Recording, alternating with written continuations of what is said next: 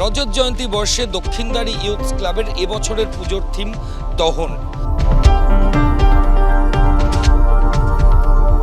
নারী শক্তির বিকাশ, এই ছবি তুলে ধরেছেন শিল্পী অনির্বাণ।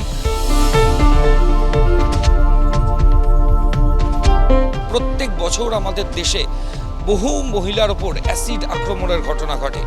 এই সমস্ত ঘটনাই ছবির আকারে মণ্ডপের মধ্যে তুলে ধরেছেন শিল্পী অনির্বাণ।